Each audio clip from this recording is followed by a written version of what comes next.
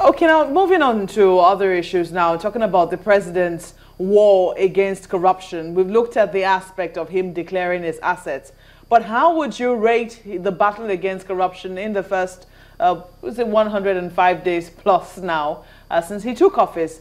Would you say that we're on the right path, or would you say that there's a bit too much talk and very little action? No, what I see is a statement of declaration of intent. I've not seen anybody being arrested since Buhari came to office because of corruption. I know he declared that he will fight corruption, he will fight insurgency, he will fight unemployment. That was the major promises he made before his election.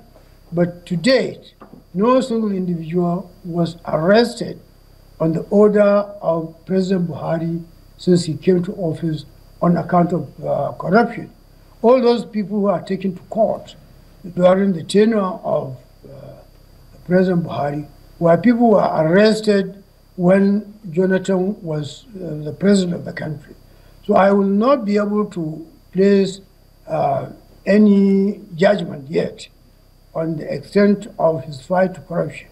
Everybody knows that when he was a military head of state, we had military tribunals all over this country. And people were arrested and detained for 2 years without trial, awaiting for the military tribunal to deal with the cases before them, before they come to them. So a lot of common people like Buhari because he will arrest ministers, rich people, and so on. Buhari has a lot of supporters. I classify them into 3 or 4. There are genuine supporters of Buhari who believe in him, and there are people who are supporting Buhari so that they will use his popularity to get to power, get elected as members of various legislative houses or governors or what have you. And also there are those people who believe in Buhari because they don't like Jonathan. You can't have a number of people who like Buhari for so many different reasons. So I am expecting that by the time he has the full complement of his administration, he will be able to tell the country that in the next 4 years, to what extent he is going to implement his program. He is lucky that he appointed seasoned people headed by my good friend Ahmed Joda as his transition committee. And they complained that they did not receive sufficient cooperation from the outgoing government. And I think in their wisdom, instead of waiting idly by, they decided to tackle the problem of program of government. Through that, they are able to articulate a very, very good position, which the APC that sponsored Buhari did not articulate. And I would like that what they articulated should form the basis of the program that is roadmap for the 4-year Buhari administration period.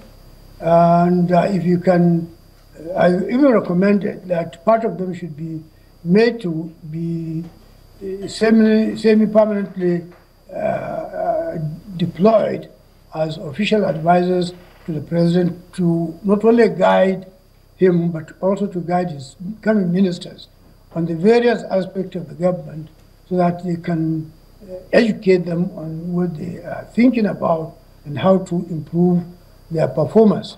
I think with that, Buhari has something to start on. Just recently appointed his principal officers, excuse me, secretary to the government and chief of staff. These are the key officers. I wished he has appointed them much earlier, but better late than never. But we'll wait until he has the full complement of his cabinet, advisors, and so on. As you know, he is elected. He's the only person mandated by the electorate to govern, but the Constitution provided for him to appoint anybody of his wish to assist him in implementing his program. So when he got the full complement of his aides, ministers, permanent secretaries, special advisors, special assistants, what have you, board members, then we'll begin to see how much they will be different from the previous administration. Alhaji, would you count yourself one of the supporters of President Buhari? No, I've never been his supporter. Why? Because he scuttled democracy, and also I think his administration did not do the right thing that people who come to correct him ought to do. To arrest people, incarcerate them for 2 years without trial, I think is inhuman. To keep President Shagali in a house for 2 years, even to the extent of painting the glasses in the house where he has been incarcerated by black paint so that he will not have the privilege of watching or benefiting from sunlight, in my opinion, is not correct. This is not the way to. You don't come to fight an individual. You come to rule, to better the life of the whole people in the country, including people who contested power with you. They are not your enemy. They are citizens like you. You don't maltreat them. So because of that, I don't see him as a Democrat. And until today, I haven't seen anything he did that will convince me that he is a Democrat. But Alhaji, he has since said that he's a reformed Democrat, having been elected into office. Well, I don't want to appear very critical of President Buhari, but some of his colleagues told me 2 stories, and if they are true, I wonder if with that kind of story, you say a person who has this kind of mentality is a born-again Democrat. There's a case in Kano of somebody who contested for primary in the gubernatorial election in ANPP. His name is Ibrahim Little. He contested along with Mali Ibrahim Shekarau. He got roughly 5,000 votes. And I understand Mali Ibrahim Shekarau got less than 1,000 votes. At that time, when Buhari joined the party, he was told that the other man will not deliver, but Ibrahim Shekarau will deliver. And therefore, he switched his support against the other man who got more than 5,000 votes. To me, a Democrat will support the decision of the majority, whether it suits him or not. But by refusing to support Ibrahim Little, and in preference to Ibrahim Shekarau, not that I have anything against Ibrahim Shekarau, he's somebody I know and we have developed mutual respect. I see him as a son, and but I don't think a Democrat will do that. Just let me, Alhaji Tanko, just let me come in here very quickly. When we have very seniors like you on television, definitely you take us down history lane. We really can't get enough from people like you. But we want to see if we can come back to what we're looking at this point in time. And it has to do with moving the nation forward. State of the nation is very key here. The president has just said in Ghana, about 24 hours ago, that we should expect his ministers before the end of this month. What would you be saying as we look forward to having some ministers appointed in September? What caliber of persons are you likely to see? Do you think he will be doing a good job having waited this long?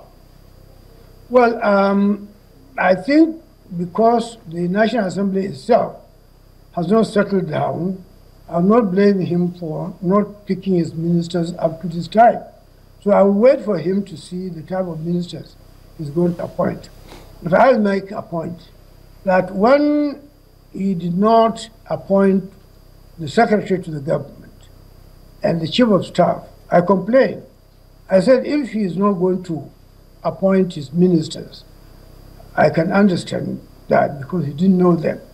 But I see no reason why when somebody is going for an election as a local government chairman, state governor, or president, will not have an idea of who should be secretary to the government or chief of staff from the beginning, from the word go.